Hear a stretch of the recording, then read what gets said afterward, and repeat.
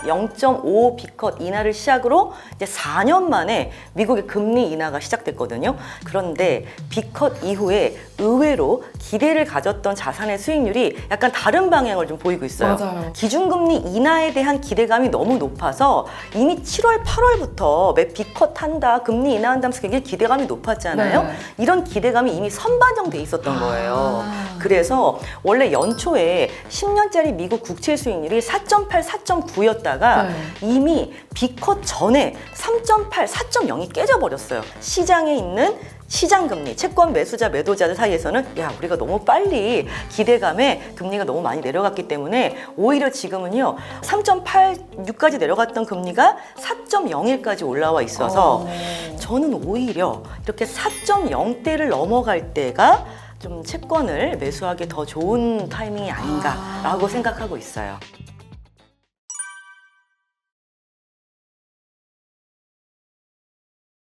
네, 여러분 안녕하세요. 돈월이 진행을 맡은 아나운서 박지입니다. 자, 오늘 이 시간에는요, 현 시점부터 연말까지의 시장 상황을 자세하게 분석해 보고요. 그에 따라서 이제 도움이 될 만한 그런 ETF 같이 살펴보는 시간을 마련했는데요.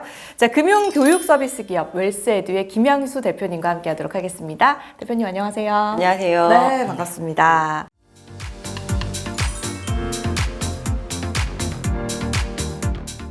일단 금리 이야기를 좀 먼저 해볼까요? 네. 9월에 B컷이 있었습니다. 맞습니다. 일단 이건 어떻게 보셨어요? 9월 달에 저희도 사실은 이제 B컷이냐 0.25냐 네. 놓고 지금 말들이 많았었는데 예상보다는 사실 제롬 파월 의장이 되게 과감한 행보를 해주셨어요. 네. 그래서 딱 0.5 B컷 인하를 시작으로 이제 4년 만에 미국의 금리 인하가 시작됐거든요. 자, 그러면서 이제 굉장히 이제 관심을 가졌던 네. 채권이라든지 그다음에 뭐 리츠, 부동산 관련해서 사람들이 어느 정도 수익이 많이 나올 거라고 기대했던 종목들이 있었단 말이에요. 네.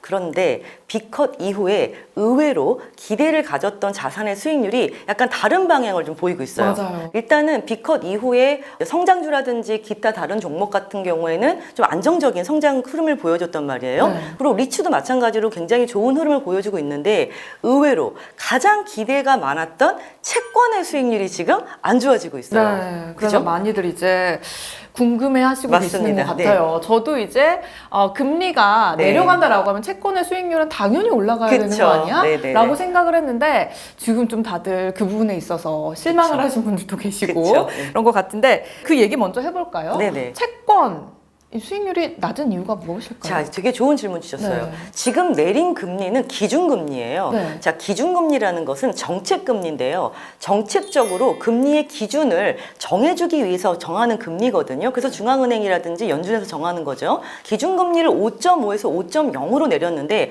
보통 기준금리하고 시장금리는 같이 가야 되거든요. 네. 근데 이 시장금리라는 거는 채권의 매수자와 매도자들이 서로 사고 팔면서 자연스럽게 결정되는 금리예요. 아, 시장을 이제 움직이는 그렇죠. 그 사람들의 심리가 맞습니다. 반영되는군요. 그래서 네. 시장금리와 기준금리를 원래 같이 가야 되지만 이번에 이 시장금리가 기준금리 인하에 대한 기대감이 너무 높아서 이미 7월, 8월부터 매 B컷 한다, 금리 인하한다면서 굉장히 기대감이 높았잖아요. 네. 이런 기대감이 이미 선반영돼 있었던 거예요. 그래서 원래 연초에 10년짜리 미국 국채 수익률이 4.8, 4.9였다가 네. 이미 B컷 전에 3.8, 4.0이 깨져버렸어요. 너무 기대한 거예요. 그러다가 기대한 대로 우리가 예상했던 대로 금리 인하가 0.5 됐지만 네. 딱 정신 차려놓고 보니까 기준금리는 5.0이에요. 그죠? 근데 이미 10년짜리 채권 금리가 3.8, 3.7 너무 내려갔죠? 네. 자, 그러다 보니까 시장 상황에 너무 기대감이 빠르게 반영됐던 채권 금리가 저는 약간 정상화되는 시간이 아닌가라고 생각하고 있고요. 네. 그다음에 두 번째로는요. B컷을 했던 가장 큰 이유가 8월달 고용지표가 예상보다 안 좋게 나왔기 때문에 이제 미국에서는 장기적으로 침체가 오기 전에 좀 빠르게 반영을 해야겠다, 빠르게 벌써 대응해야겠다 싶어가지고 0.5를 B컷을 했는데 그리고 난 다음에 발표된 고용지표를 보니까 실업률도 그렇고 비농업 부분 구인 건수가 생각보다 너무 좋게 나온 거예요. 괜찮다. 예, 그래서 야, B컷 너무 빨리 한 거 아니야? 이런 반응까지 나오고 있다 보니까 아마 연말에 사실은 원래 B컷 이후에 연말에도 한번 0.5 정도 더 내릴 가능성이 가능성이 있어라고 네. 했던 시장 반응들이 지금 거의 없어졌어요.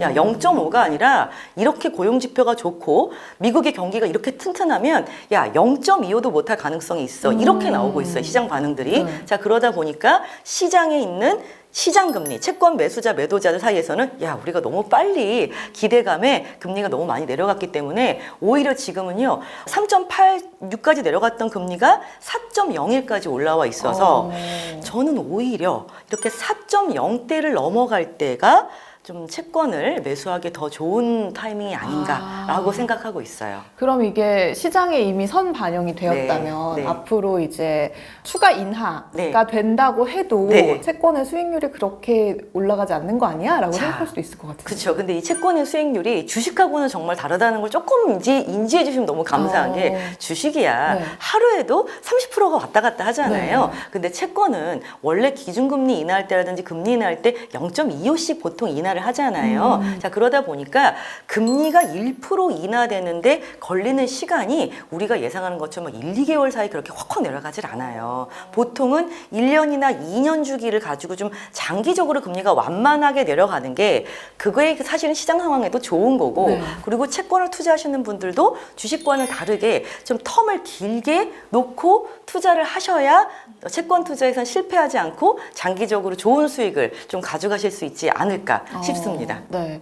그럼 지금 시점에서 이 금리 인하 맞춤형 상품에 들어가는 거는 맞는 건가요? 왜냐면 이거는 방향성이 맞잖아요. 네. 자, 그래서 내가 1개월, 2개월 내에 막 수익을 이만큼 보겠어 라고 한다라면은 사실 좀 시간이 많이 걸리시겠지만 지금 투자하시는 분들이 1년이나 2년 정도의 기간을 가지고 투자하신다라면 당연히 금리 인하될 때 수혜를 볼 수 있는 ETF, 네. 채권, 특히 장기 채권, 그 다음에 리츠, 배당주 모두 다 좋은 투자 방향이 될 것 같아요. 장기로 간다는 게 이제 뭐 20년 이상 이렇게 그렇죠. 말씀하시는 그렇죠. 거죠. 보통 장기 네. 채권이라고 하면 10년 이상 채권을 말씀을 드려요. 네. 근데 이제 우리나라에서는 가장 많이 투자되고 있는 장기 채권 ETF 중에서도 특히 미국 장기 채권 ETF 굉장히 인기 많은 혹시 ETF 알고 계신 거 있으세요? 아니요. 들어보시면 아시겠지만 네. TLT라고 해서 네. 우리나라 투자자분들이 가장 많이 투자하는 장기 채권 ETF가 있어요. 네. 그게 미국 국채 20년 이상이 되는 채권을 모아놓은 ETF거든요. 근데 제가 이것도 더 추가적으로 말씀드리겠지만, 그러니까 20년 이상이니까 20년 정도 이렇게 투자가 되는 채권들이 들어가 있는 건 맞는데요. 이제 중요한 건 장기 채권을 투자하실 때 가장 중요하게 보셔야 되는 게 이제 그 채권의 듀레이션이라는 개념이 있어요. 네. 그래서 약간 좀 듀레이션이 어려우실 수 있는데 내가 만기 뭐 이런 맞아요. 거. 이게 만기랑 굉장히 비슷한 개념이고요. 내가 투자한 원금을 회수할 때 걸리는 기간을 듀레이션이라고 해요. 그럼 만기랑 비슷하죠. 그러니까 모두 회수하는 네, 맞아요. 기가. 그죠? 그럼 만기랑 비슷한데 네. 만기랑 뭐가 다르냐면 채권 중에서는요 중간에 이자를 받는 채권이 있어요. 그죠? 그걸 이표채라고 하거든요. 네, 네. 자, 근데 중간에 이자를 받게 되면 내가 10년짜리 채권을 가지고 있었지만 이자를 받게 되니까 내 원금을 모두 회수할 때 걸리는 시간이 7년이나 6년으로 줄어들 수가 있는 거예요. 그래서 그때 듀레이션을 6이나 7라고 얘기를 합니다. 이해 가시죠? 네, 자, 네, 그래서 근데 이 듀레이션은 또 어떻게 저희가 또 설명하냐면 금리가 움직일 때 내가 수익률을 낼 수 있는 민감도라는 표현을 쓰는데 좀 쉽게 말씀드리면 듀레이션이 7이다 그러면 금리가 1% 떨어지면 내가 7% 수익을 거둘 수 있다는 뜻이 됩니다. 그 듀레이션이 되게 중요해요. 네. 그럼 오르는 경우에는 반대가 떨어지죠. 되는 그렇죠. 거네요. 반대가 되는 겁니다. 금리가 올라가면 떨어지는 거죠. 네. 맞습니다. 그렇군요. 근데 그런 것들을 이제 좀 미리미리 좀 예측을 네, 해가지고 거기에 이제 베팅을 하는 건데 그러면은 이 국내 채권과 해외 채권을 접근할 때 가장 중요하게 생각해야 되는 부분 어떤 것도 당연히 있을까요? 처음 보실 때 이제 수익률을 보시겠죠. 네. 근데 우리나라 투자자분들이 미국 채권에 투자했던 이유 중에 또 하나가 뭐였냐면 자, 미국은 지금 기준금리 5.5에서 B컷을 했는데도 5.0이고요. 한국은 금리를 계속 동결했는데도 지금 3.5란 네. 말이에요. 그러면 딱 이제 기대하시는 금리 수준이 미국이 훨씬 더 높은 금리를 가졌으니까 내릴 때도 더 많이 내릴 것이다라는 기대감 때문에 그죠? 여력이 더 많아 보이잖아요. 네. 그래서 미국 국채에 투자를 더 많이 하셨어요. 그런데 미국 증시에 가서 직접 투자하시게 되는 경우는 달러로 투자하셔야 하기 때문에 환율에 대한 리스크를 모두 다 감수해야 된다는 거를 이미 인지하시고 들어가셔야 되고요. 네. 재밌는 건 오히려 지금 작년 1년의 성과를 보면은요, 미국 장기 채권 수익률보다 한국 장기 채권 수익률이 더 좋았어요. 지금 한국에서 투자한 장기 채권 ETF 같은 경우, 특히 30년 이상 뭐 스트립 채권 ETF 같은 경우는 30% 이상이 났어요. 굉장히 잘 났죠. 네. 환율에 대한 리스크도 없이. 자, 그러다 보니까 이제 이런 부분들이 이제 약간 차이가 있는 거예요. 그리고 마지막으로 장기 채권은 굉장히 독특한 게, 단기 채권은 기준금리를 따라가거든요. 네. 근데 장기 채권의 금리는 장기 경제 성장률을 반영을 해요. 자, 근데 느낌 오시겠지만 지금 이 투자자들이 이게 좋은 건 아닌데 미국 시장은 너무 견고한 것 같아요. 너무 좋아요. 그러니까 장기 금리가 생각보다 안 떨어질 것 같아요.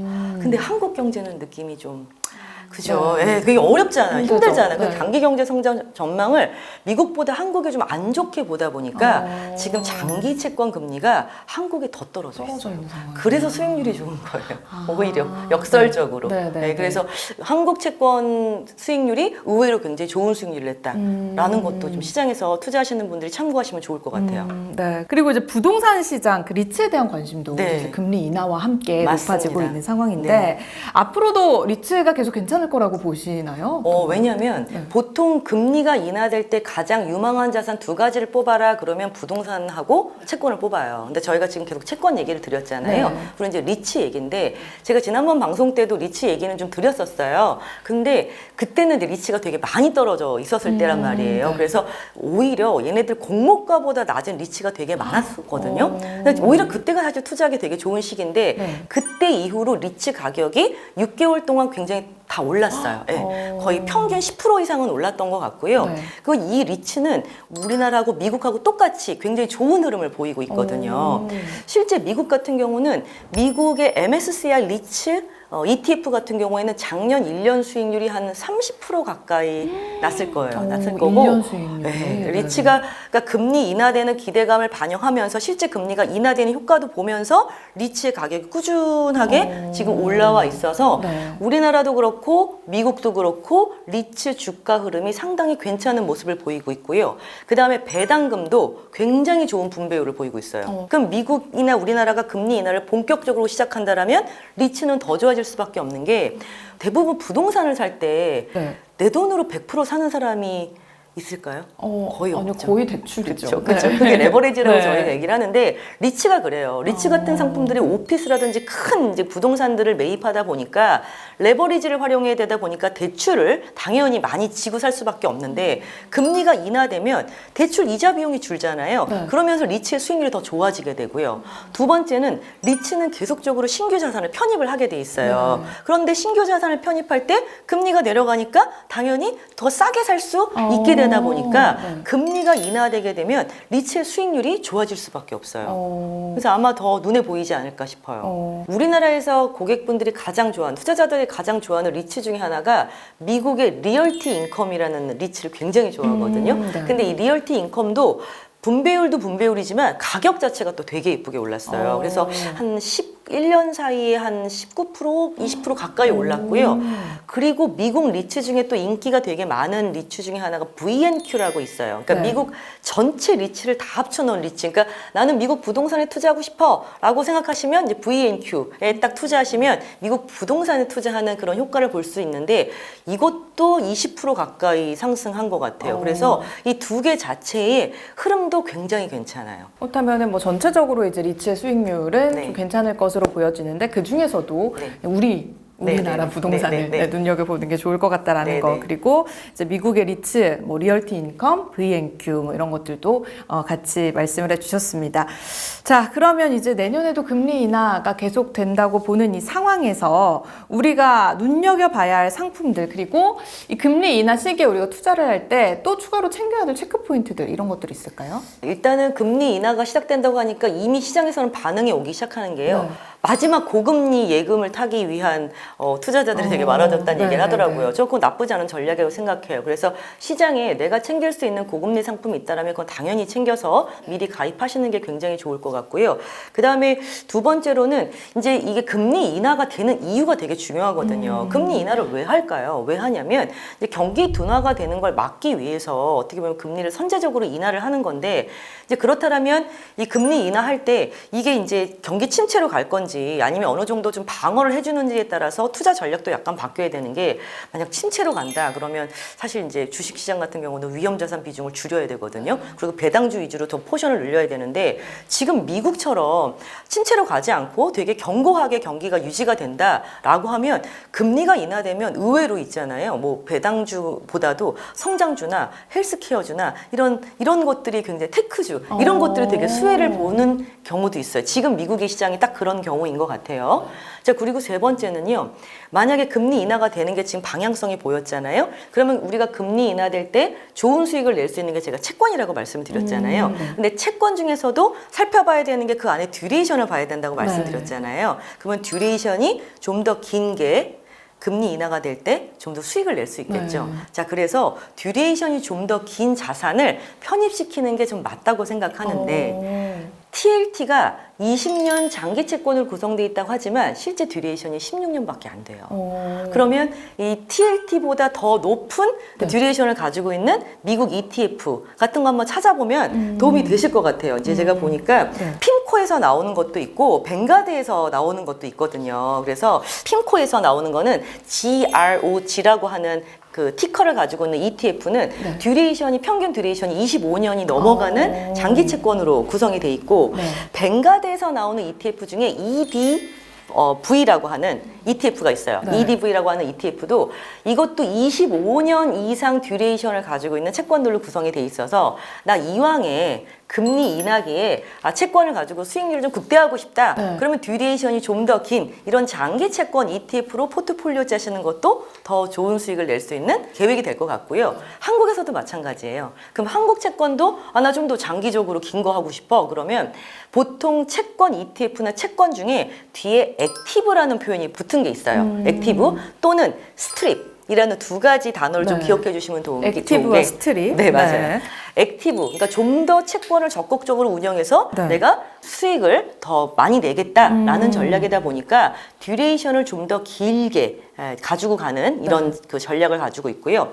스트립 채권은 듀레이션을 정말 극대화해 놓은 건데 이게 뭐냐면 스트립 채권이라는 것 자체가 아까 제가 그랬죠. 듀레이션을 좀 짧게 만드는 것 중에 하나가 이자다. 이자를 미리 받게 되면 이제 만기가 좀 더 듀레이션이 짧아진다고 말씀드렸는데 스트립 채권은 채권하고 이자를 아예 분리시켜 놔버렸어요. 그래서 이 이자를 따로 빼고 이 만기만 가지고 있는 채권을 편입시켜서 듀레이션을 최대로 길게 만들어 놓은 거예요. 그래서 나중에 금리가 인하될 때 채권의 매매 차익을 가장 극대화하게 만들어 놓은 전략 중에 하나가 스트릿 채권, ETF 같은 이제 상품들이 아마 금리 인하기에는 좀 더 좋은 수익을 낼 수 있지 않을까 싶습니다.